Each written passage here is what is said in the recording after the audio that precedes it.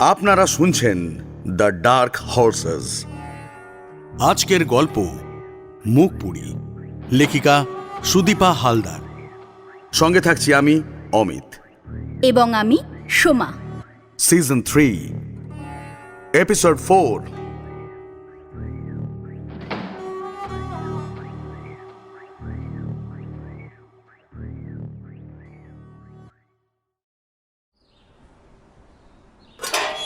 মুখপুরি সবেমাত্র গেট খুলে ঢুকেছে, সঙ্গে সঙ্গে বিশু চিৎকার করে বলে ওঠে, বেরিয়ে যা এখান থেকে।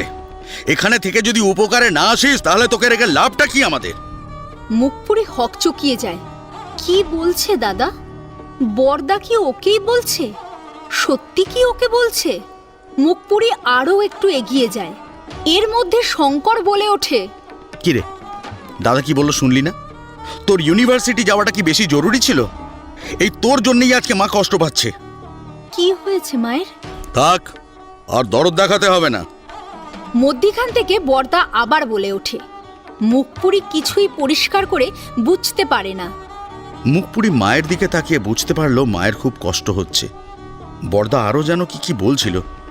শুধু বরদা কেন, মাও তো বললেন। একটু পড়াশোনা করে যেন মাথা কিনে নিয়েছে, লোকের সুবিধে অসুবিধে কিচ্ছুটি বুঝবে না। হ্যাঁ, মুখপুরির আগে মাথার মধ্যে এলো মা ব্যথায় কষ্ট পাচ্ছে, তাই মা আর দাদাদের কথা পরে শুনবে। আগে মাকে ডাক্তার দেখানো দরকার। মুখপুরি চোখ মুছতে মুছতে চলে গেল সেই ডাক্তারের কাছে। মুখপুরি আবার বেরিয়ে গেল দেখে আরও রেগে যায় বিশু। রীতিমতো তুলোধুনো করতে থাকে। সেই সঙ্গে ওকে যে খাওয়ানো হচ্ছে সেই খোঁটাও দিল। মাকেও বলে দিল এখানে থাকতে হলে খাওয়ার খরচ দিতে হবে, নইলে থাকতে পারবে না। কিন্তু কেউই ডাক্তার ডাকতে গেল না। মনোরমা দেবী বিশুর রাগ দেখে ভয় পেয়ে উনিও আর বলতে পারছেন না ডাক্তারের কথা। সবাই ভাবল মুখপুরি গেছে, বাঁচা গেছে, কিন্তু ও থাকা থেকে আর কি সুবিধা হচ্ছিল সেটা সবাই জানে। তোমরা ঠাকুরজিকে একটু বিশ্রাম নিতে দিলে না? আসার সঙ্গে সঙ্গে ওর সম্পর্কে খারাপ কথাগুলো বলাটা কি খুব জরুরি ছিল? প্রেয়শ্রীর কথায় মনোরমা দেবী সহ দুই ছেলে একটু থতমত খেয়ে যায়। বিশু বলে ওঠে, তুমি এর মধ্যে আসছো কেন বলো তো? আশ্চর্য, গতকাল পুরো দিনরাত ঠাকুরজি মায়ের সাথেই ছিল। আজকে মায়ের ব্যথাটা একটু কমেছে বলেই তো ঠাকুরজি ইউনিভার্সিটিতে গেছে, রান্না করেই গেছে। তবেই তো তোমরা খেয়ে গেছো, আর এখন সেই ঠাকুরজিকে তোমরা এইভাবে বললে? আমাদের পয়সা রোজগারের জন্য বেরোতে হয়, আর সেই জন্য পরিশ্রমও হয়। ওর আর কি, দুটো বইয়ের পাতা উল্টায়, এতে কোনো খাটনি লাগে নাকি? তোমাদের যেমন পরিশ্রম হয়, ঠাকুরজিরও তেমন পরিশ্রম হয়। আমি তো দেখছি এই যে সবাই মিলে ঠাকুরজি সম্পর্কে এত কথা বললে, কিন্তু না মাকে নিয়ে ডাক্তারের কাছে গেলে, না ডাক্তারকে মায়ের জন্য নিয়ে এলে। প্রেয়শ্রীর কথায় এইবার দুই ভাইয়ের টনক নড়ল। প্রেয়শ্রী কোনোদিন ওদের মাঝে এসে এইভাবে কথা বলেনি, কিন্তু আজ বলল। বড় বউ হিসেবে ওই বা কেন মুখ বন্ধ করে রাখবে? সুহাসিনী আর প্রেয়শ্রী দুজনেই জানে মুখপুরি ওদের জন্য কি কি করে। তাই বড় বউ হিসেবে প্রেয়শ্রী এই প্রথম মুখপুরির হয়ে কথা বলল। প্রেয়শ্রীর কথা শুনে বিশু তাকায় শঙ্করের দিকে। সে যে বড়, তাই ছোট ভাইকে দিয়ে কাজ করাবে। ওদিকে শঙ্কর কাঁচুমাচু হয়ে যায়। পায়ের ব্যথার কথা দাদাকে বলতে পারে না, সংকোচ বোধ হচ্ছে। বিশু কি বুঝলো কে জানে, শঙ্করকে বলে, গাড়িটা নিয়ে যা, একেবারে ডাক্তারবাবুকে সঙ্গে করে নিয়ে আয়। অনিচ্ছা সত্ত্বেও শঙ্কর গাড়ি বের করতে গেল। ওদিকে মুখপুরির কাছ থেকে ডাক্তারবাবু শুনে তাড়াতাড়ি মুখপুরির সাথেই চলে এলেন। মুখপুরিকে আবার ঢুকতে দেখে বিশু বলে ওঠে, তোর লজ্জা করে না? আবার কথাটা শেষ করতেও পারে না। দেখে মুখপুরির পিছনে ডাক্তারবাবু। ডাক্তারবাবু কিন্তু শুনে ফেলেছেন বিশু কি বলল। ডাক্তারবাবু এসে মনোরমা দেবীকে আগে একটা ব্যথা কমানোর ইঞ্জেকশন দিয়ে দিলেন, তারপর বলে দিলেন পায়ের এক্সরেটা করিয়ে নিতে। বিশু ডাক্তারবাবুকে পারিশ্রমিক দিলে ডাক্তারবাবু আবার মুখপুরির বুদ্ধিমত্তার ভীষণ প্রশংসা করলেন। যাওয়ার সময় আবারও বলে গেলেন মুখপুরি ডাক্তার হতে চাইলে উনি সাথে আছেন। বিশুর কথায় শঙ্কর ডাক্তারবাবুকে পৌঁছে দিয়ে আসে। ডাক্তারবাবু চলে যেতেই প্রেয়শ্রী আসে। এতক্ষণ তো ঠাকুরজিকে নিয়ে নানান কথা বলছিলে তোমরা, দেখলে তো? অথচ সেই ঠাকুরজি গিয়ে ডাক্তার নিয়ে এলো। বৌমা, তুমি চুপ করো, হয়েছে তো। মনোরমা দেবী দেখছেন প্রেয়শ্রী সব কথা বলে ফেলছে, তাই মুখ বন্ধ করার জন্য বলে উঠলেন চুপ করার জন্য। কিন্তু প্রেয়শ্রী আজ যেন চুপ করে থাকতেই পারছে না। বেশ, চুপ তো করব, কিন্তু মা, আপনি কি করে ভুলে যান ঠাকুরজি আমাদের জন্য কি কি করে?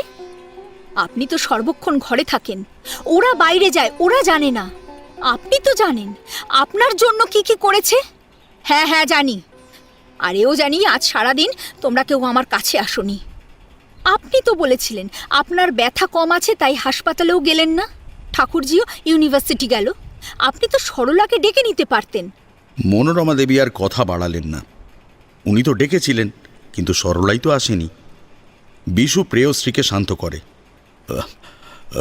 ঠিক আছে ঠিক আছে ঠিক আছে, ছাড়ো এখন, তুমি ঘরে যাও, এখন তো সব ঠিক হয়ে গেছে নাকি? বর্দা, আমার একটা কথা ছিল।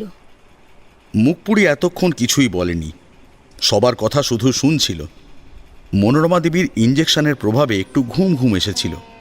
মুখপুরির গলা শুনে ঘুমের ভাবটা কেটে গেল। আবার কি বলার আছে? এতক্ষণ ধরে মুখপুরির সম্পর্কে খারাপ কথা বলে আর শুনে এখন প্রেয়শ্রীর কথা শুনে একটু খারাপ লাগছিল। মনে হচ্ছিল এটা ঠিক হয়নি। মুখপুরি তো শেষে ডাক্তার নিয়ে এলো, ছেলেরা তো আনেনি, বরং ওকে তাড়ানোর কথাই বলছিল সবাই।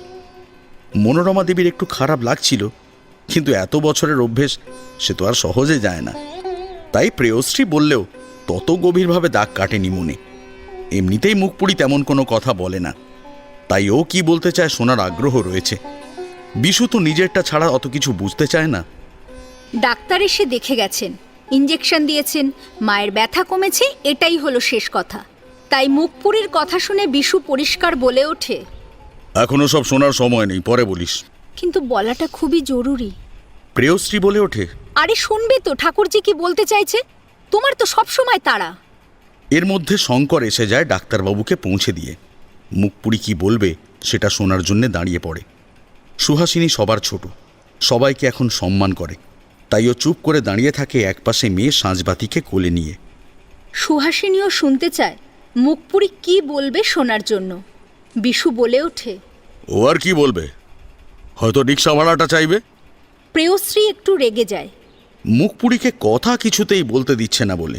রিক্সা ভাড়া না অন্য কিছু সেটা তো ওকে বলতে দাও। ঠাকুরজি তুমি বলো তো। বড় বৌদির কথা শুনে মুখপুরি বুঝতে পারে ওর সম্পর্কে সবাই কি কি বলছিল, কিন্তু ও তো সব কিছু ঠিক করেই নিয়েছে, কি করবে। তাই ডাক্তারবাবু চলে যাবার পর বড়দার কাছে ওর কথা বলতে চায়, কিন্তু বড়দার কথা শুনে আবার চোখে জল চলে আসে। মুখপুরি রিক্সা ভাড়া চাইবে? আজ পর্যন্ত কিছু চেয়েছে নাকি বড়দা কিছু দিয়েছে ওকে? বড়দা এই কথা ভাবলো কি করে? ভালো লাগলো যে বড় বৌদি মুখপুরির হয়ে কথা বলল। মুখপুরি এবার বলল, বর্দা, আমার জন্য তোমাদের খুব অসুবিধা হচ্ছে ভেবেই আজ হোস্টেলের টাকা জমা দিয়ে এসেছি। আমাকে তাড়াতে হবে না, আমি নিজেই সরে যাচ্ছি। আমি চাই না আমার জন্য তোমাদের কোনো অসুবিধা হোক। মাঝে মাঝে এসে সাজবাতি আর সূর্যরেখাকে দেখে যাব। প্রেয়শ্রী জিজ্ঞাসা করে, সূর্যরেখাকে কেন? তোমার মেয়ে বড় বৌদি, আমার ইচ্ছে হলো ওই নামেই ডাকি তাই। বাহ, কি সুন্দর নাম! আমাদের কারুর মাথা থেকে আসতো না এত সুন্দর নাম ঠাকুরজি। তোমার মতোই সুন্দর তোমার নামগুলো, সাজবাতি আর সূর্যরেখা। অপূর্ব, কি যে বলো বড় বৌদি। কিন্তু ঠাকুরজি তুমি চলে গেলে যে আমরা কানা হয়ে যাব। কিচ্ছু হবে না বড় বৌদি, কারোর জন্য কিছু আটকে থাকে না। তোমার দাদারা বা তোমার মা না জানুক, আমি আর ছোট তো জানি তুমি কি করো আমাদের জন্য। তুমি যেও না। আচ্ছা, ওকে আটকাচ্ছ কেন বলো তো? হ্যাঁ, ও যেতে চাইলে যাবে, আমাদের কিছু অসুবিধা হবে না। বর্দার কথায় মনটা আরো খারাপ হয়ে গেল মুখপুরির। মা, তোমার কাছে ট্রাঙ্ক হবে না তাই না? বিশুর দিকে তাকিয়ে মনোরমা দেবী বলে ওঠেন, না হবে না। আচ্ছা বেশ, আমি অন্য ব্যবস্থা করে নেব। মুখপুরি চলে যায় ঘরে। ইউনিভার্সিটি থেকে ফিরে এসে কাপড় আর খোলা হয়নি। যা ঝড় বয়ে গেল এইটুকু সময়ের মধ্যে। মুখপুরি ঘরে গিয়ে গোছাতে লাগে কি কি নিয়ে যাবে হোস্টেলে। মুখপুরি যখন গোছাচ্ছিল সেই সময় সুহাসিনী ঘরে ঢোকে। ঠাকুরছি, এই নাও ট্রাঙ্ক। দেখো তো হবে কি না। তোমার দাদা গা ধুতে গেছে, তাই সেই ফাঁকে নিয়ে এলাম। এই কথা বলেই সুহাসিনী মুখপুরীর হাতটা ধরে কাতর মিনতি করে বলে, তুমি চলে যেও না ঠাকুরজি, তোমার সাজবাতিকে আমি তোমার হাতেই গড়তে চাই। মুখপুরী হেসে ফেলে। আমি ঠিক এসে খোঁজ খবর নিয়ে যাব ছোট বৌদি। আমার ভাইজির খবর আমি ঠিক রাখবো। শঙ্করের গলার আওয়াজ পেয়ে সুহাসিনী আর কিছু না বলেই তাড়াতাড়ি চলে যায়। মুখপুরীর ট্রাঙ্কটা দেখে চোখে জল চলে আসে। এই বৌদি কত কিছুই না বলতো, আর আজ এখন কত ভালোবাসে। অন্য বাড়ি থেকে এসে বৌদির পরিবর্তন হয়ে গেল, অথচ বাড়ির মানুষের হলো না। মুখপুরী সুহাসিনীর দেওয়া ট্রাঙ্কটা খুলতেই দেখল তালা চাবিও দিয়ে দিয়েছে ভিতরে। এছাড়াও একটা সুন্দর শাড়িও আছে। সবার সামনে না দিয়ে আড়ালে দিয়েছে বৌদি, কেউ যদি কিছু বলে। মুখপুরি যখন ট্রাঙ্কে শাড়ি কাপড় গোছাচ্ছে, সেই সময় বর্দার ঘর থেকে একটু যেন গলার আওয়াজ পাওয়া গেল। কান সজাগ রাখতেই মুখপুরি শুনতে পেল বর্দার গলার আওয়াজ। বর্দা আস্তে কথা বললে শোনা যেত না। বর্দা বলছে বড় বৌদিকে, কি হলো? আরে ট্রাঙ্কটা খালি করছো কেন? দরকার আছে। ওই জামাগুলো কোথায় রাখবে? ঠিক জায়গা মতো আমি গুছিয়ে রাখবো। ওই মুখপুরীকে দেবে বলেই ট্রাঙ্ক খালি করছো, তাই না? হ্যাঁ। না, ওকে দেবে না। এটা আমার বাবার দেওয়া ট্রাঙ্ক, আমি যাকে ইচ্ছে দিতে পারি। তুমি কিছু বলতে পারো না। দেখো, এটা কিন্তু একটু বেশি বাড়াবাড়ি হয়ে যাচ্ছে, তাই না?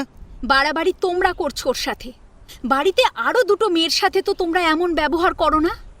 ও কি দোষ করেছে যে তোমরা ওকে এক ঘরে করে দিয়েছো? তুমি ওইসব বুঝবে না। কি এমন কথা যে আমি বুঝবো না? এই যে এতগুলো বছর আমি এখানে এসেছি, আজ পর্যন্ত কোনোদিন কোনো দোষ তো আমি খুঁজে পেলাম না। ঠিক আছে, ঠিক আছে, তোমার যা ইচ্ছে তাই করো। হ্যাঁ, আমি তাই করব।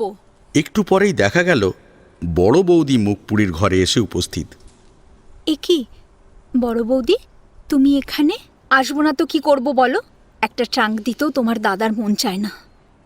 অশান্তি করে নাই বা দিলে। আমার বাপের বাড়ির দেওয়া, এতে তোমার দাদার কোনো অধিকার নেই। হ্যাঁ গো ঠাকুরজি, ওই ট্রাঙ্কটা কোথায় পেলে? এই যে বলছিলে ট্রাঙ্ক দেওয়ার কথা, এইমাত্র ছোট বৌদি দিয়ে গেল। দেখো, আবার তালা চাবি শাড়িও দিয়েছে। ছোট ঠিক করেছে দিয়েছে। আমিও তালা চাবি নিয়ে এসেছি। তুমি এখন ইউনিভার্সিটিতে পড়ো, তোমার একটা মান সম্মান আছে তো। আমার অনেকগুলো নতুন শাড়ি আছে, তুমি এগুলো পরবে। আর শোনো না, সঙ্গে করে সায়া ব্লাউজও দিয়ে দিয়েছি। আরও লাগলে বলবে কিন্তু। এগুলো কোনোটাই তোমার দাদার নয়। তুমি পড়াশোনা করো, আরও আরও বড় হও ঠাকুরজি। তোমার মতোই যেন আমার সূর্যরেখা তৈরি হয়। তোমার নামটাই আমি রাখবো। বড় সুন্দর নাম দিয়েছ ঠাকুরজি। আর এই নাও কিছু টাকা, তোমার লাগবে। এতগুলো কথা বলে প্রেয়শ্রী হাঁপিয়ে ওঠে। বড় বৌদির এতগুলো জিনিস পেয়ে মুখপুরী যেন বড্ড লজ্জা পায়। আবার এত ভালোবাসা দেখে চোখে জল চলে আসে। আমি চাই তুমি আরো বড় হও। তোমার পরিচয় যেন এরা পরিচিত হতে পারে। তোমার নাম এই বাড়ির ফটকে যেন থাকে। তুমি এখান থেকে চলে গেলে তবেই ওরা বুঝবে কোন জিনিসটা ওরা হারালো। আমি আর ছোট তো জানি তুমি আমাদের কাছে কতটা প্রিয়জন। এমনকি ভাইজিগুলো পর্যন্ত বুঝতে পারে ওরা কার কোলে উঠেছে। তুমি যাও ঠাকুরজি, তুমি যাও। বড় বৌদিকে জড়িয়ে ধরে কাঁদতে থাকে মুখপুরী। প্রেয়শ্রী মুখপুরীর মাথায় হাত বুলিয়ে দেয়, তারপর বলে, তুমি কিন্তু এখন কোনো রঙের বাজ বিচার করবে না, সব রং পড়বে। কে বলেছে তোমাকে এই সব রঙের কথা মানতে? তুমি না সেই মেয়ে যে কুন্তির মুখে আগুন দেওয়া থেকে সব কাজ করেছো? কোথায় গেল তোমার সেই জেদ? এত নরম থেকো না, একটু শক্ত হও। তোমার প্রতিভাকে তুমি কাজে লাগাও ঠাকুরজি। বড় বৌদির কাছ থেকে এমন কথা এর আগে কোনোদিনও শোনেনি মুখপুরী। তাই যত শুনছে তত বড় বৌদিকে দেখে অবাক হয়ে যাচ্ছে। বড় বৌদি আবার রান্নাঘর থেকে কিছু শুকনো খাবার কৌটো ভরে নিয়ে মুখপুরীকে দেয়, যাতে সময়ে অসময়ে কিছু খেয়ে পেটটাকে ঠান্ডা রাখতে পারে। বড় বৌদি যাওয়ার আগে আরও একটা কথা বলে। শোনো ঠাকুরজি, কালকে তুমি খেয়ে দে তবেই বাড়ি থেকে বেরোবে। আর হ্যাঁ, কালকে তুমি রান্না করবে না, আমাদের সরলাই করবে। এ কি বলছো বড় বৌদি? কালকের দিনটা করে তারপর আমি যাব, আবার কবে আসবো কোনো ঠিক নেই তো। তোমার দেরি হয়ে যাবে ঠাকুরজি। আর শোনো, তুমি ওই নিরামিষ খাওয়া বন্ধ করো, অনেক দিন হয়েছে। এবার একটু ভালো মন্দ না খেলে তুমি পড়াশোনা চালাবে কি করে? না না, আমার দেরি হবে না, আমি ঠিক সময় মতন সব কিছু করে নিতে পারবো। আচ্ছা ঠিক আছে, তোমার যা ইচ্ছা হয় তুমি তাই করো। এই কথা বলে প্রেয়শ্রী মুখপুরীকে আবার একটু জড়িয়ে ধরে আদর করে, তারপর নিজের ঘরে চলে যায়।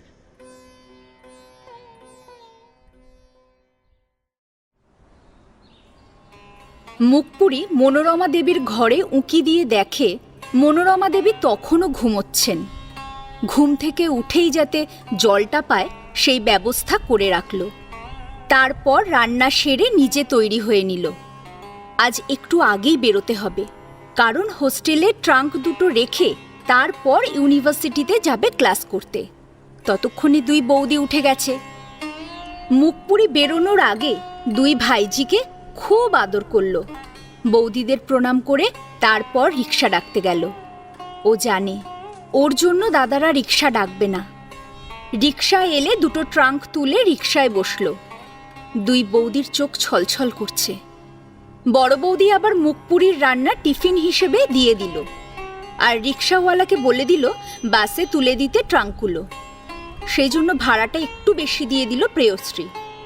মুখপুরী কথা দিল ও মাঝে মাঝে আসবে ভাইঝিদের টানে।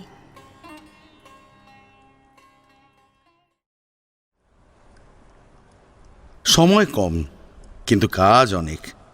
মুখপুরী হোস্টেলে গিয়ে নিজের বিছানার দখল নিল।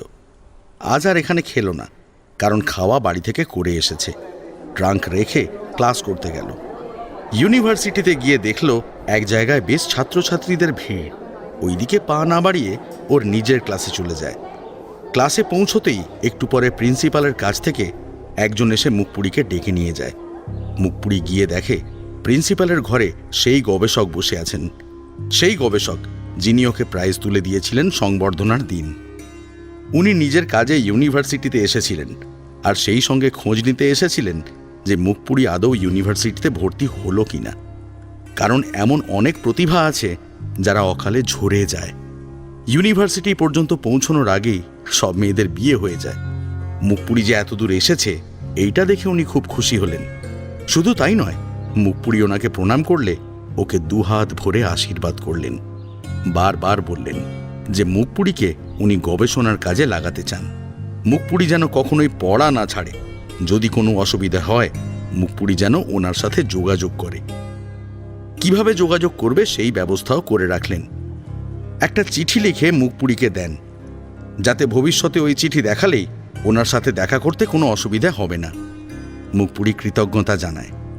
গবেষক হলেন মুখপুরীর আদর্শ, তাই ওনার কথা মাথায় রেখেই মুখপুরীর ইচ্ছে ভবিষ্যতে গবেষণা করার। ওই বিখ্যাত গবেষক যখন মুখপুরীর সঙ্গে প্রিন্সিপালের ঘরে বসে কথা বলছিলেন, দরজার বাইরে তখন বেশ ভিড়। প্রত্যেকেই শুনতে চায় যে গবেষক কি বলছেন মুখপুরীকে। মুখপুরীকে মোটামুটি ইউনিভার্সিটির সবাই চিনে গেছে। সামনাসামনি কেউ কথা না বললেও মুখপুরীর দিকে আঙুল তুলে নির্দেশ করে যে এই সেই প্রতিভাময়ী একমাত্র ছাত্রী। ক্লাস শেষ করে মুখপুরী যখন হোস্টেলের দিকে এগিয়ে যায় তখন মনে পড়ে যায় ভাইঝিদের কথা। ওদের খুব আদর করতে ইচ্ছে করছে। বৌদিরা কি মুখপুরীর কথা একটুও ভাবছে? কত কথা মনে আসছে। মা কি ভালো আছেন? পায়ের ব্যথা কমেছে? এক্সরে কি করিয়েছেন? ডাক্তারবাবু তো বললেন এক্সরে করিয়ে নিতে। কোন দাদা মাকে হাসপাতালে নিয়ে যাবে কে জানে। বর্দা মনে হয় যাবেই না, যদি যায় তো ছোড়দাই যাবে। বাড়ির কথা ভাবতে ভাবতে মুখপুরী চলেছে। আলো, এই আলো। মুখপুরী দাঁড়িয়ে পড়ে নিজের নাম শুনে। দেখে সামনে মিঠুন দাঁড়িয়ে। কিরে, কি এত চিন্তা করছিস যে আমি সামনে থাকলেও দেখতে পারলি না? মিঠুন কখনোই মুখপুরীকে কোনো সম্বোধন করে না, কিন্তু সামনে দাঁড়িয়ে থাকা সত্ত্বেও মুখপুরি দেখতে পাচ্ছে না, আনমনে চলে যাচ্ছে দেখে ডাকতে বাধ্য হয়। মুখপুরি মিঠুনকে দেখে হেসে ফেলে। সত্যি তো মিঠুনকে দেখতে পাইনিও। একটু খারাপ লাগলো। ছি ছি, মিঠুন কি ভাবলো? মিঠুনকে নিয়ে হোস্টেলের ঘরে ঢোকা যাবে না। যা কথা বলার বাইরের ঘরে বসেই কথা বলতে হবে, এটাই নিয়ম। মুখপুরিকে সব আগেই বলে দেওয়া হয়েছিল। মুখপুরি তাই ওখানেই বসলো। তাছাড়া মিঠুনের সাথে কোনো গোপন কথা নেই, তাই লজ্জা ভয় কোনোটাই নেই। মিঠুন খোঁজ নিল মুখপুরি দেরি করলো কেন এখানে আসতে। কারণ মিঠুন এসে খোঁজ নিয়ে গিয়েছিল। মায়ের পা মুচকে যাওয়ার কথা বলল মুখপুরি। সেই সঙ্গে জানালো ডাক্তারবাবুর কথা, যিনি ওকে ডাক্তার হতে বলছিলেন। মিঠুন বলে, ভালোই তো, প্রস্তাবটা মন্দ না। তারপর তুই আর আমি একসঙ্গে এক চেম্বারে বসে ডাক্তারি করব, ডাক ভেবে। আমার ইচ্ছে গবেষণা করার। তাহলে তাই করবি। মুখপুরি খুব উচ্ছ্বসিত যে আজ ওর পূজনীয় আদর্শবান মানুষটি ওকে নিজের হাতে লেখা চিঠি দিয়েছে। এটা ওর কাছে এক অমূল্য সম্পদ। মিঠুনকে তাই দেখায়। মিঠুন যত্ন করে রেখে দিতে বলে। মুখপুরির ব্যক্তিত্বের সামনে মিঠুনের কেমন যেন সব গুলিয়ে যায়। কিছু কথা মনে এলেও বলতে পারে না। মনে মনে কতবার ভাবে এইবার বলবেই, আর সামনে এলেই সব কিছু এলোমেলো হয়ে যায়। মিঠুন যাওয়ার আগে মুখপুরির হাতে একজোড়া কানের, গলার হার, চারগাছা চুড়ি দিয়ে যায়। মুখপুরিকে বন্ধু দিদা সব সময় এইগুলো পরে থাকতে বলেছেন।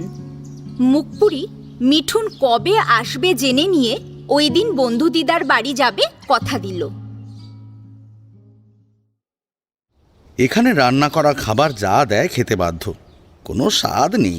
মুখপুরি সব অবস্থায় নিজেকে মানিয়ে নিতে পারে, তাই এখানেও খুব একটা অসুবিধে হলো না। উচ্চশিক্ষিতা বলতে মুখপুরি একাই আছে। বন্ধু দিদার গয়নাগুলো মুখপুরি পরে নেয়। মুখপুরি যে বিধবা, কি করে যেন এই খবর এখানে চলে আসে।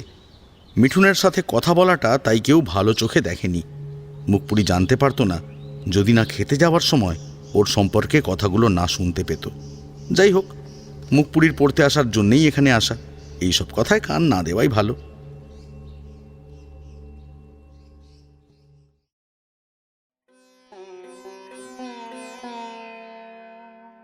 চার পাঁচ দিন হয়ে গেল মুখপুরির অভাব সবাই হাড়ে হাড়ে টের পাচ্ছে। সব থেকে বেশি টের পাচ্ছে বিশু।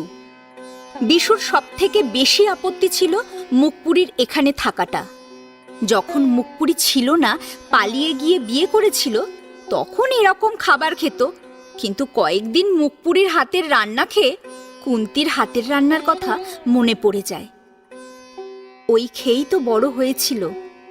মুখপুরি হোস্টেলে চলে যাওয়ার পর আর সরলার রান্না ভালো লাগে না। কোনোদিন নুন বেশি, কোনোদিন ঝাল, এইসবই চলছে। বিশুর এইসব খেয়ে মাথা খারাপ হওয়ার জোগাড় হয়েছে। খেতে বসলেই বিশু রোজ রোজ রেগে যাচ্ছে আর সরলার সাথে ঝামেলা লাগছে।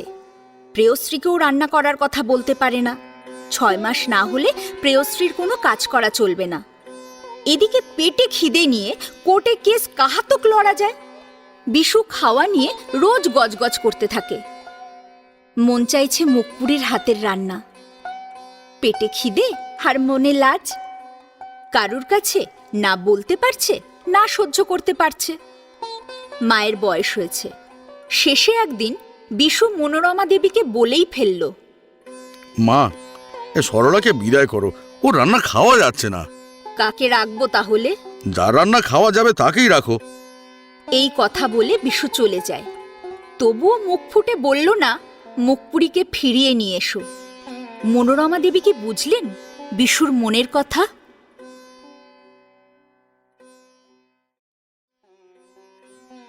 মুখপুরির ছবি খবরের কাগজে বের হওয়াতে বিশুর একটু অসুবিধা হয়ে গেছে। মুখপুরি কোন বাড়ির মেয়ে সেটা ঠিকই প্রকাশ পেয়ে গেছে। অনেকেই আসে বিশুকে বলতে যে তাদের ছেলে মেয়েকে যদি মুখপুরি পড়ায়। বিশু তাদের না করতেও পারে না, আবার কিছু বলতেও পারে না।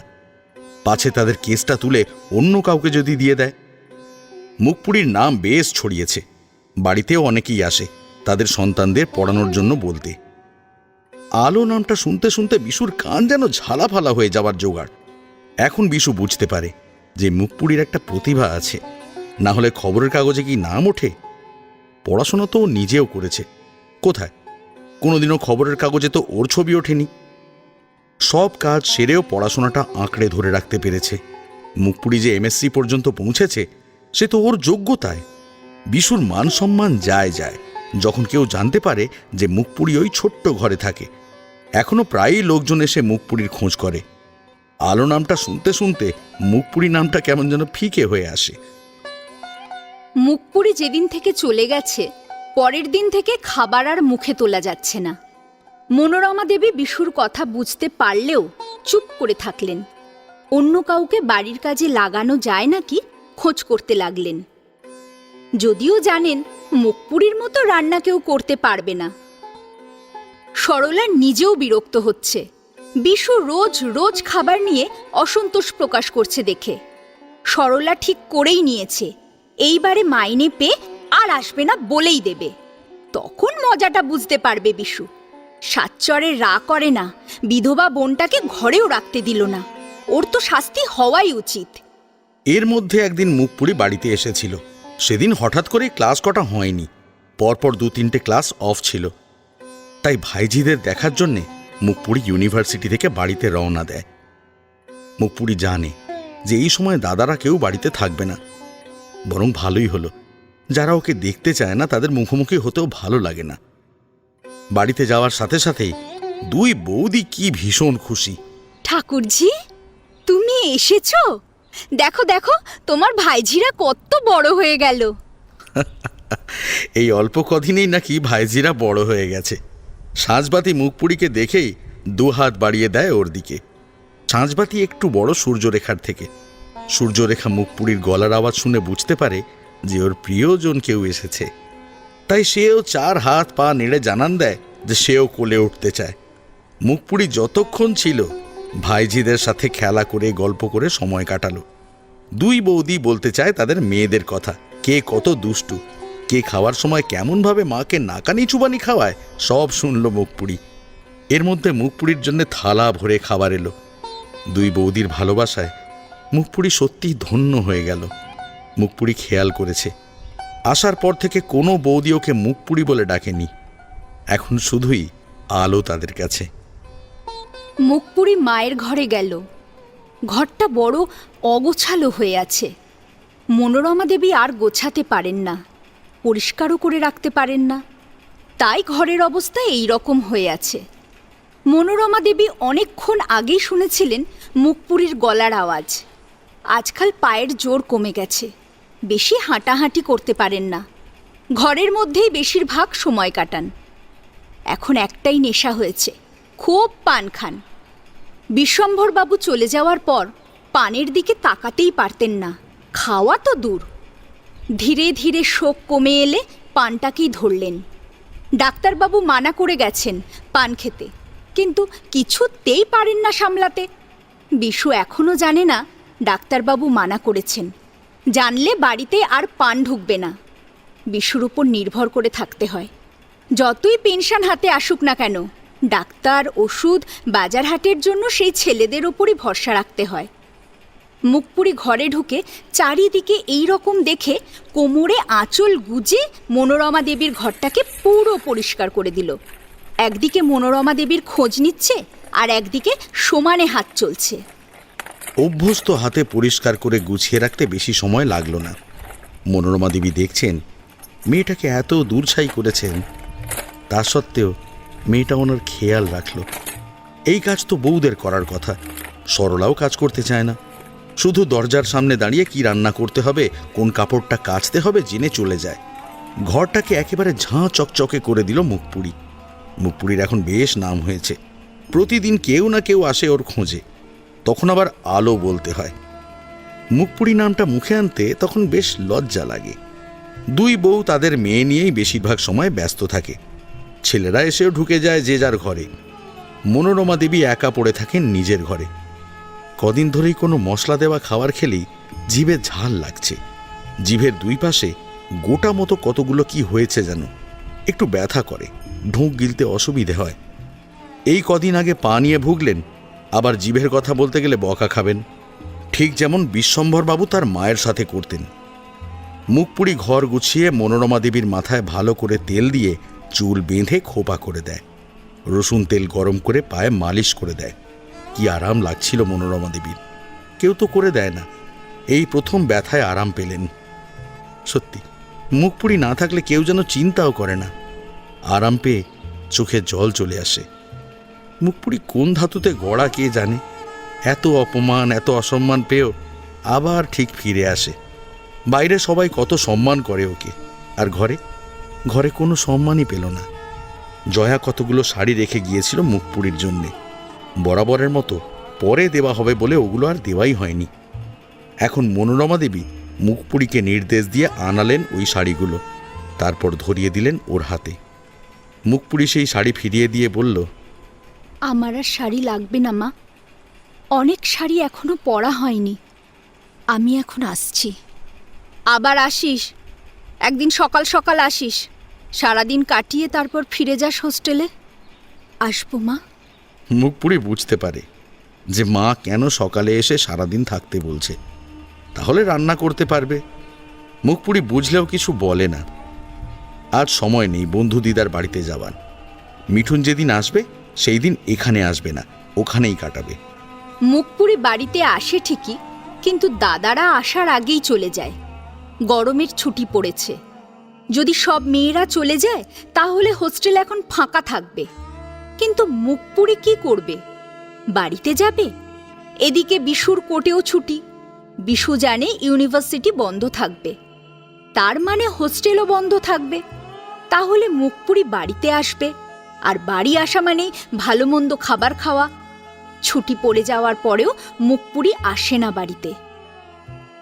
বিশু অপেক্ষা করে কখন মুখপুরি আসবে। গেটের আওয়াজ হলেই মনে হয় মুখপুরি আসছে। বিশুর আর তর সয় না। কয়েকটা দিন অপেক্ষা করার পরেও মুখপুরি এখনো আসছে না দেখে তখন শঙ্করকে হোস্টেলে গিয়ে মুখপুরিকে বাড়িতে আনতে বলে। শঙ্কর তো বেশ অবাক হয়ে যায়। দাদা বলছে কিনা মুখপুরিকে আনতে, হে যে পৃথিবীর আর এক আশ্চর্যের কথা। বিশু শুধু মুখপুরিকে ডাকতে পাঠিয়ে ক্ষান্ত হলো না, মুখপুরির থাকার ব্যবস্থাও পাল্টে দিল। কারণও আছে, হেন কেউ নেই যে মুখপুরির ঘর দেখে নাক কুঁচকায়নি। তাছাড়া মুখপুরির সুবাদে বিশুর কাছে এখন অনেক কেস আসে। এখন সেই মুখপুরির থাকার একটা ভালো ব্যবস্থা না করলেই নয়। জয়ার ঘরে মুখপুরির থাকার ব্যবস্থা করা হলো। জয়ার ঘর থেকে ওর ব্যবহার করা জিনিসপত্র সব সরিয়ে দেওয়া হলো। তারপর মুখপুরির সব জিনিস এনে ওই ঘরে রাখা হলো। বিশু অবাক হয়ে যায় মুখপুরির প্রাইজের সংখ্যা দেখে। এত প্রাইজ মুখপুরি পেয়েছে। কয়েকদিনের মধ্যেই মুখপুরির ঘর তৈরি হয়ে গেল। শঙ্কর হোস্টেল থেকে একাই ফিরে আসে। বিশু আশা করেছিল মুখপুরি ঠিক আসবে। ভেবেছিল যাকে সারা জীবন পাত্তা দেয়নি মুখপুরি দাদা নিতে এসেছে দেখে দৌড়ে চলে আসবে। কিন্তু বিশুর চিন্তা ভাবনা মিথ্যে করে দিয়ে মুখপুরি যখন এলো না দেখল, বিশুর আত্মসম্মানে ঘা লাগলো। মুখপুরি যে এই রকম আসতে অস্বীকার করবে ভাবতেই পারেনি। শঙ্করের কাছে বলেছে এই ছুটিতে পড়া খানিকটা এগিয়ে রাখবে। এছাড়াও অধ্যাপক ওকে এই সময়টা দিয়েছেন দেখানোর জন্য।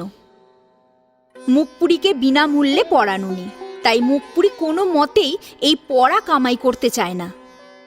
তবে চেষ্টা করবে এর ফাঁকে একদিন ঘুরে আসবে।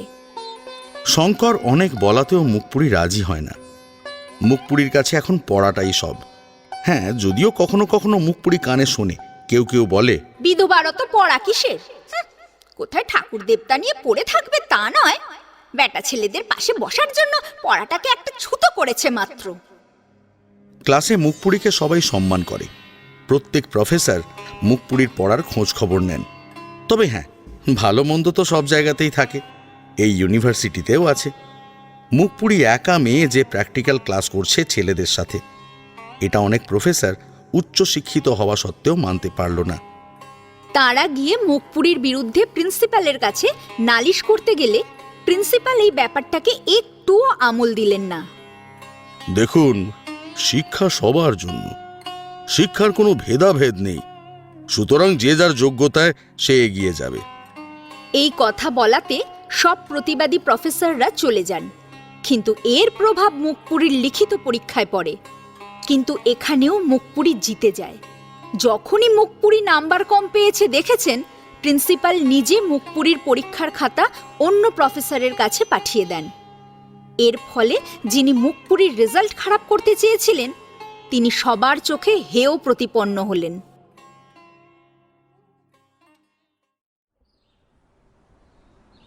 ছোড়দাকে কথা দিয়েছিল যে সময় পেলে বাড়িতে আসবে, তাই একদিন মুখপুরি বাড়িতে গেল।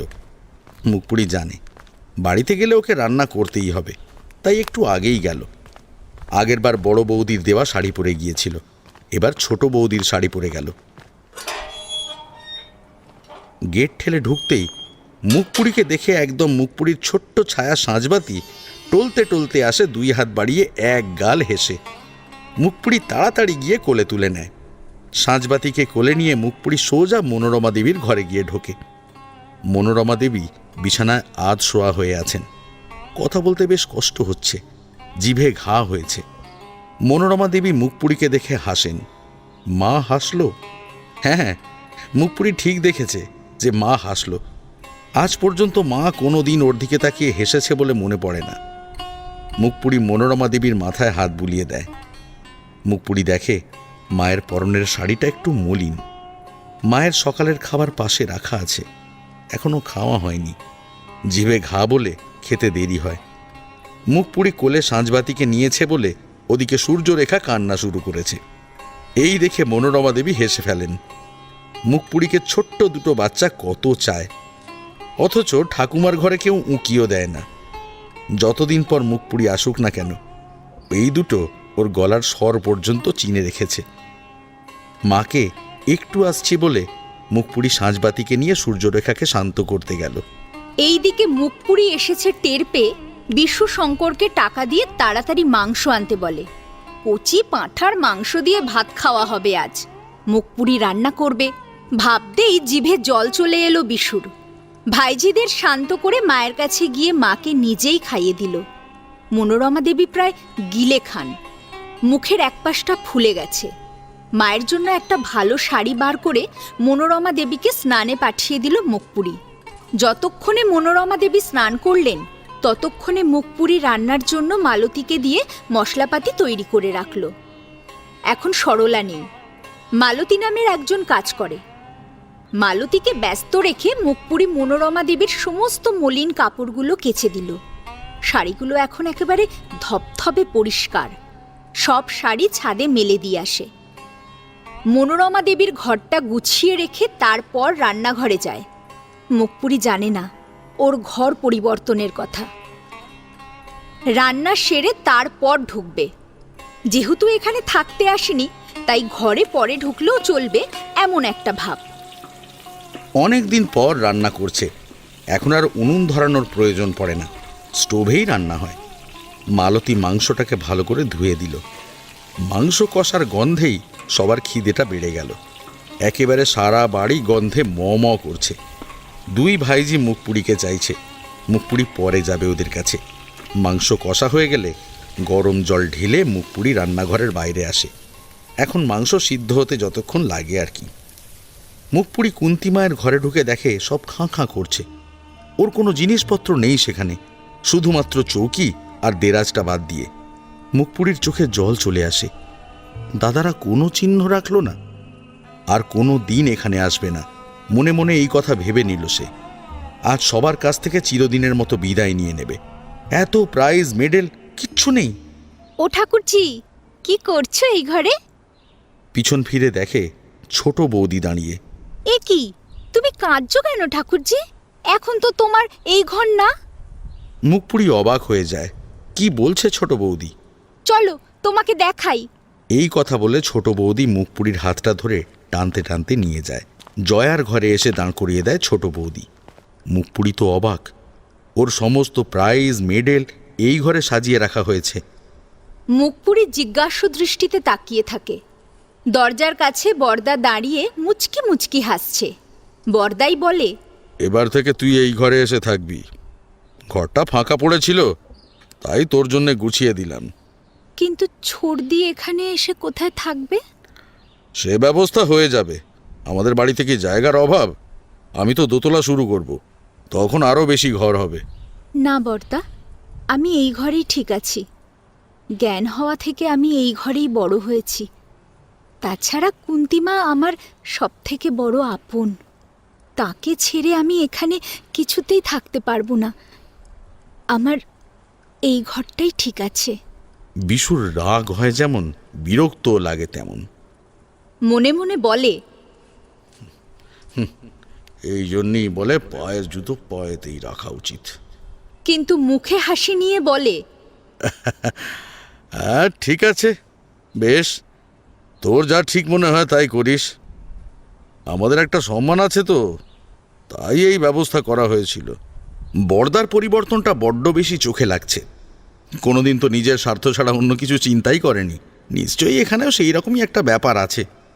যারা কোনোদিন এই বড় বাড়িতে থাকার উপযুক্ত মনে করেনি, আজ তারাই একেবারে ঘর সাজিয়ে রেখে দিয়েছে। বড্ড দৃষ্টিকটু ব্যাপার। এতদিন পর মনে হয়েছে ওনাদের সম্মানের ব্যাপারে। মুখপুরি বর্দার কথা শুনে কোনো উত্তর না দিয়ে হেসে বলল, তোমরা টেবিলে বসো, আমি খাবার নিয়ে আসছি। বিশুর মনে হলো মুখপুরি ওকে ব্যঙ্গ করল। ব্যঙ্গ কিনা পরে ভাবা যাবে, আগে তো পেট ভরে খাওয়া যাক। বিশু সবার আগে টেবিলে গিয়ে বসল। মুখপুরি মনোরমা দেবীকে ধরে ধরে এনে একটা চেয়ারে বসালো। অনেক দিন হয়েছে মনোরমা দেবী এখানে বসে খান না। কার অত সময় আছে, তাই ঘরের ভিতরেই খাবার ব্যবস্থা করা হয়েছিল। কিন্তু মুখপুরি আজ নিজে এসে বলাতে আর না করেননি।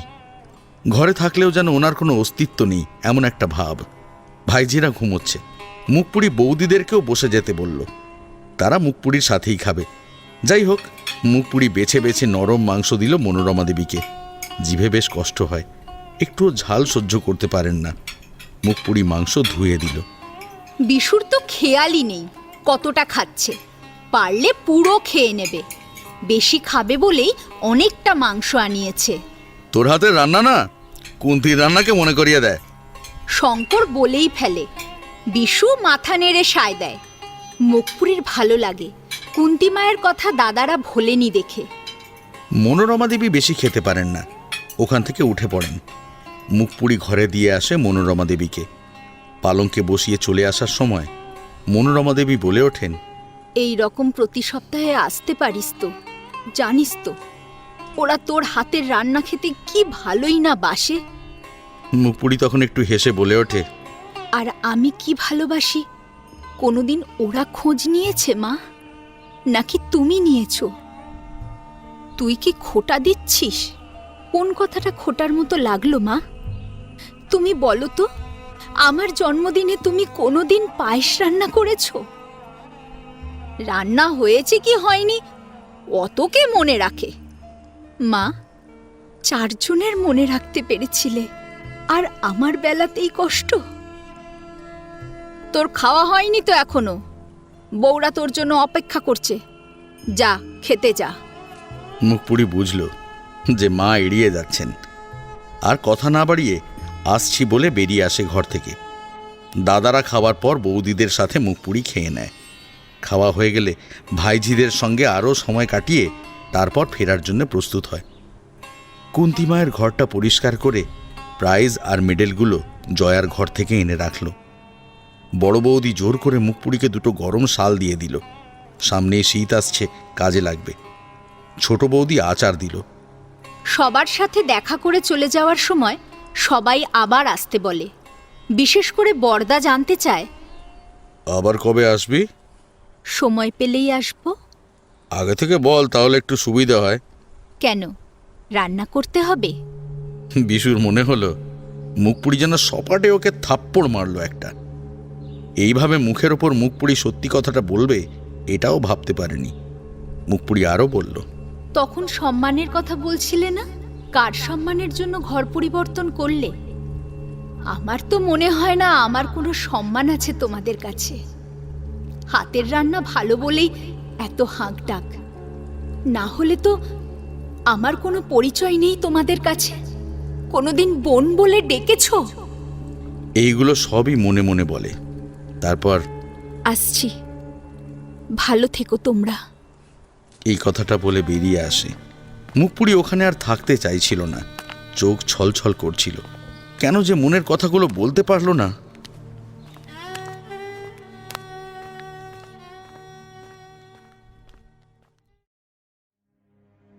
বন্ধু দিদার বাড়িতে যেদিন গিয়েছিল সেদিন মিঠুনও এসেছিল।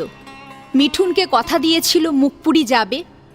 ওখানে দুপুরে খাওয়া দাওয়া করে অনেক গল্প হলো। বন্ধু দিদার শরীরটা ঠিক ভালো যাচ্ছে না। মিঠুনের মা খুব যত্ন করেন, তাই এখনো টিকে আছেন। মিঠুনের ঘরে বসে মুখপুরি মিঠুনের সাথে কথা বলছিল। মিঠুন জিজ্ঞাসা করে, এমএসসি করার পর কি করবি? পিএইচডি করব। তারপর? তারপর ইচ্ছে আছে আরও পড়ার, গবেষণা করব। তারপর? জানি না। কেন, কি করব তুই বল? সংসার করবি কবে?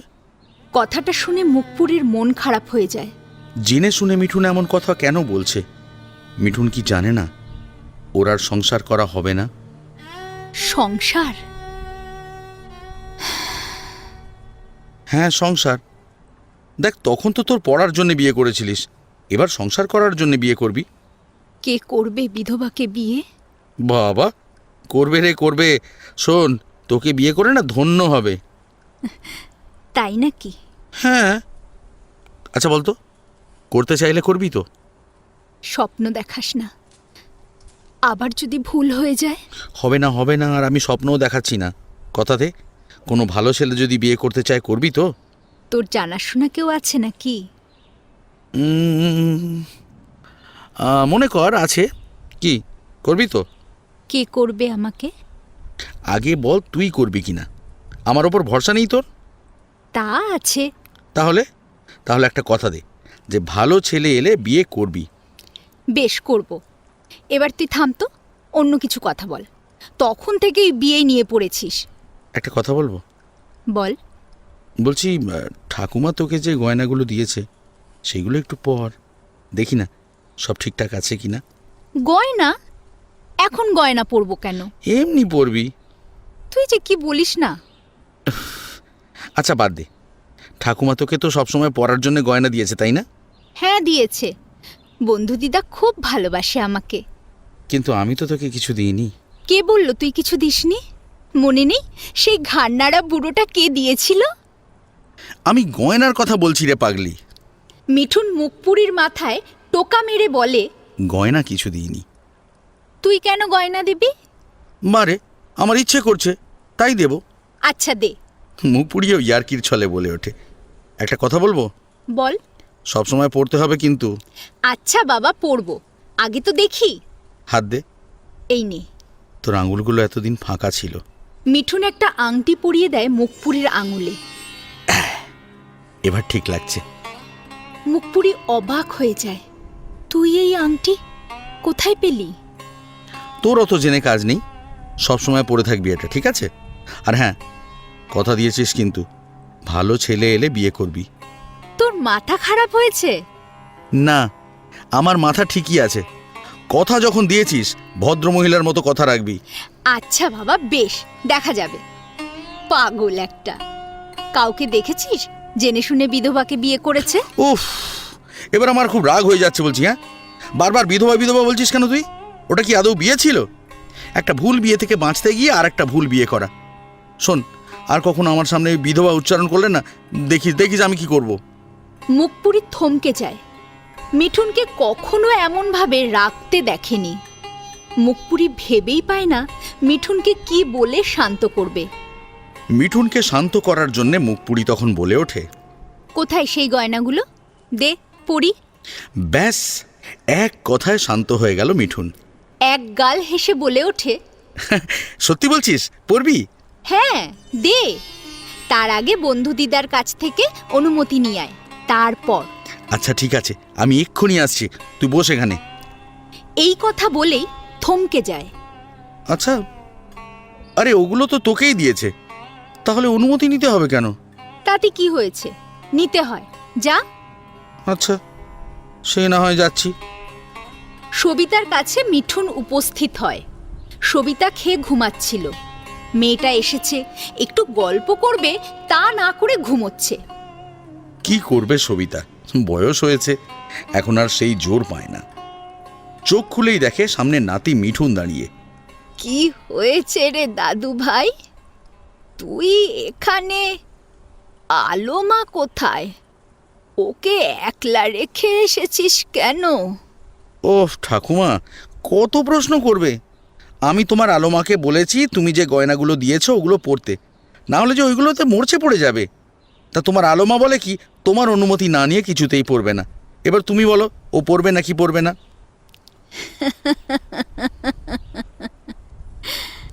আলো মায়ের গয়না আলো মা যখন খুশি পরবে, যখন খুশি খুলবে, আমি বলার কে?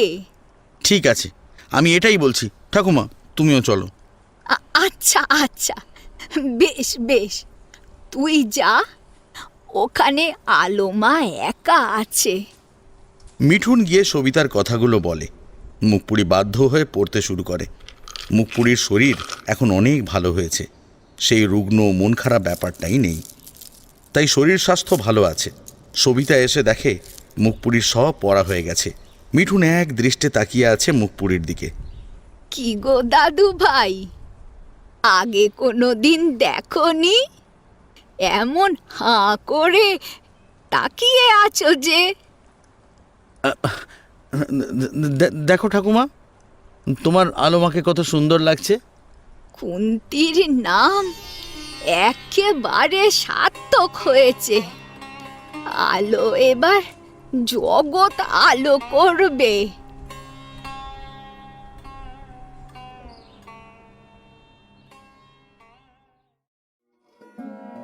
জয়ার খুব আশা ছিল ওর সন্তান খুব সুন্দর দেখতে হবে, কিন্তু এক সময়ের অহংকারী জয়ার আশা পূরণ হয়নি।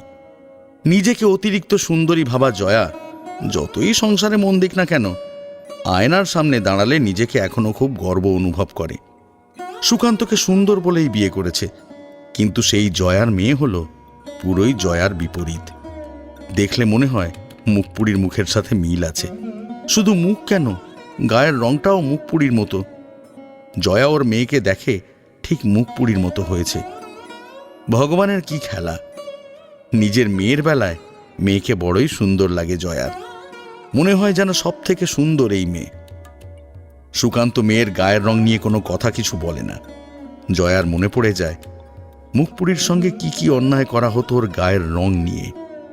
একটু ভয়েতে থাকে শাশুড়ি এমন মেয়েকে ভালো যদি না বাসেন। জয়া কি করে জানবে যে মেয়ের গায়ের রং এমন হবে? সবাই তো ভেবেছিল মা বাবা দুজনেই এত সুন্দর, তখন মেয়ে নিশ্চয়ই রাজকুমারী হবে। জয়ার মন খারাপ হয়ে যায়। কেউ যদি ভালো না বাসে তাহলে মেয়ে যে সবার কাছে অচ্ছুত হয়ে থাকবে, ঠিক মুখপুরীর মতো। হয়তো মুখপুরীর সাথে খারাপ ব্যবহার করার শাস্তি ভগবান হাতে নাতে দেখিয়ে দিলেন। কাউকে কোনো কারণে ছোট করতে নেই। আজ মুখপুরীর ছবি খবরের কাগজে দেখা যায়। কেউ ভাবতে পেরেছিল যে মুখপুরীর পড়াশোনায় এত নামডাক হবে? বাড়ির কারুর কাছে কোনোদিন এতটুকু ভালোবাসা পায়নি। শুধু তাচ্ছিল্য, অবহেলা, দয়া করা হয়েছে তার ওপর।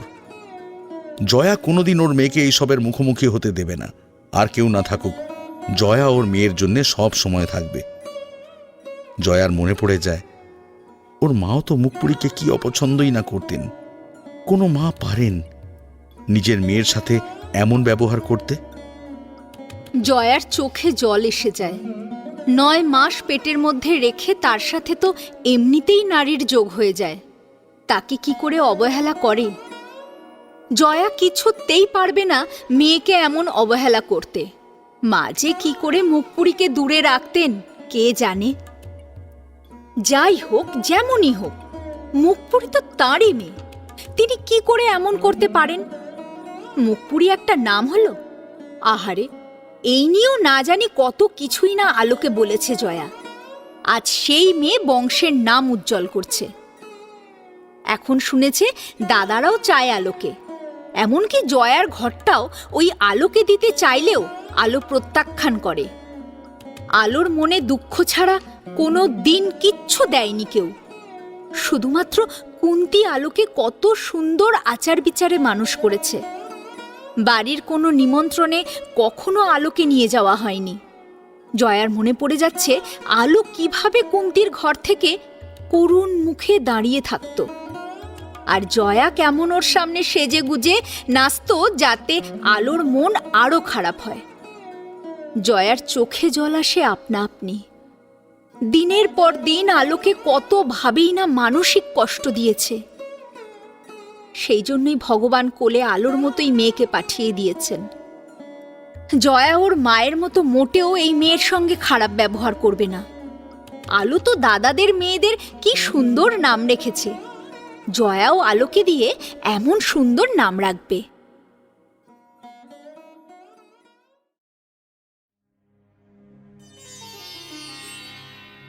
অন্নপ্রাশনের দিন জয়া নিমন্ত্রণ করে ডেকে আনে আলোকে।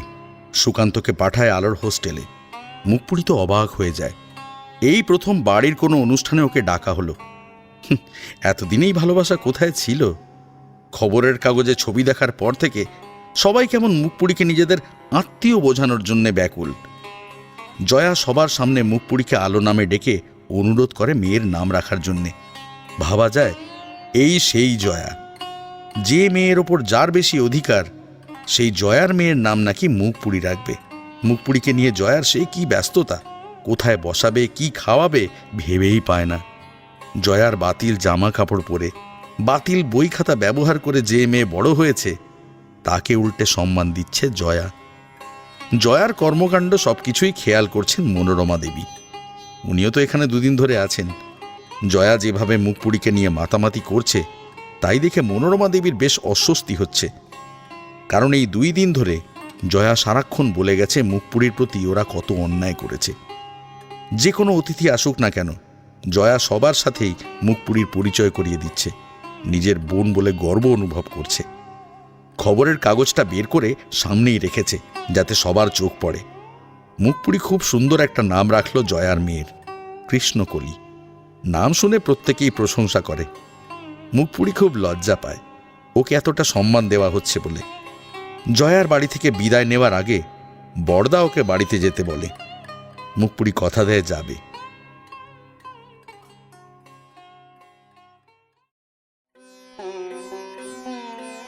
কয়েকটা মাস মুখপুরি বাড়িতে যেতে পারিনি।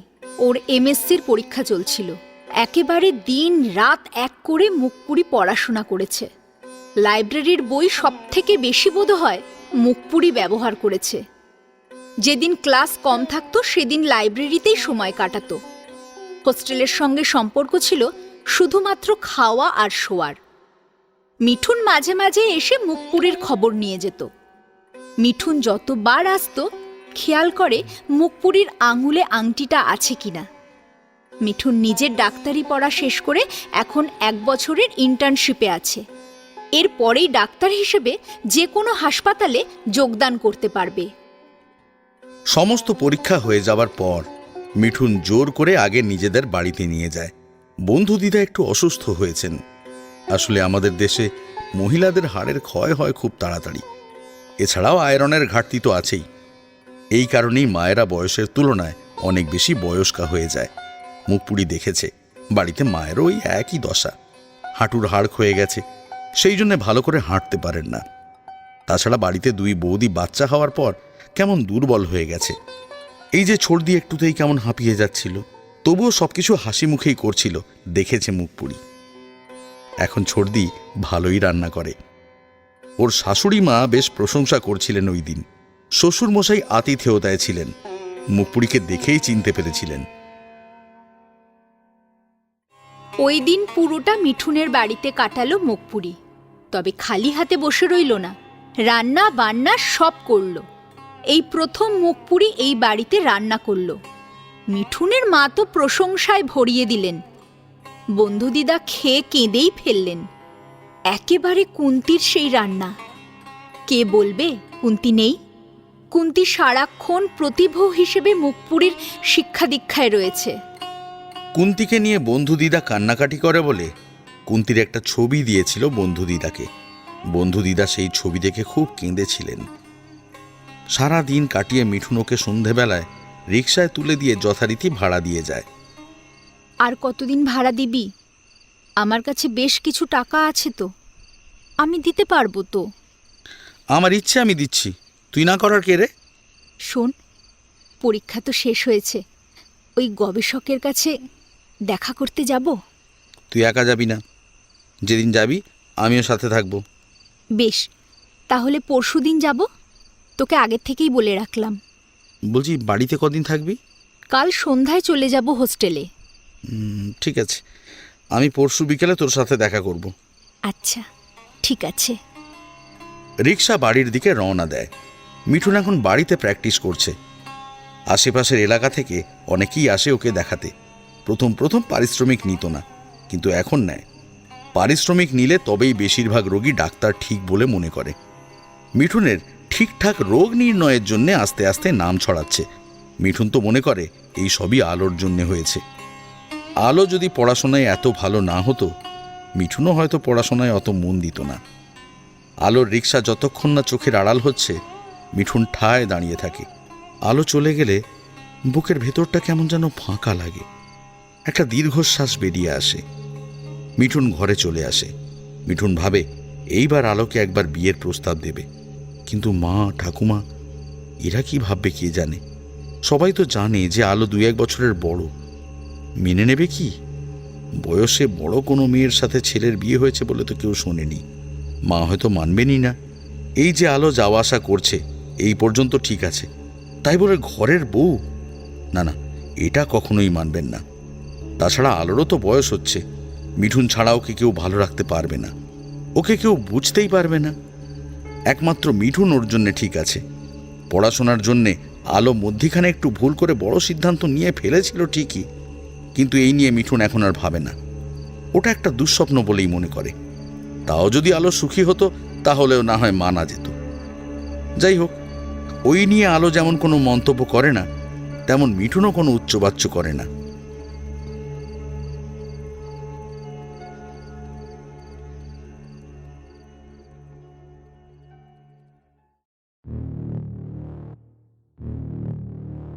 গল্পটির পরবর্তী অংশ শোনার জন্য বেল আইকনটি প্রেস করুন আর আমাদের চ্যানেলটা সাবস্ক্রাইব করুন।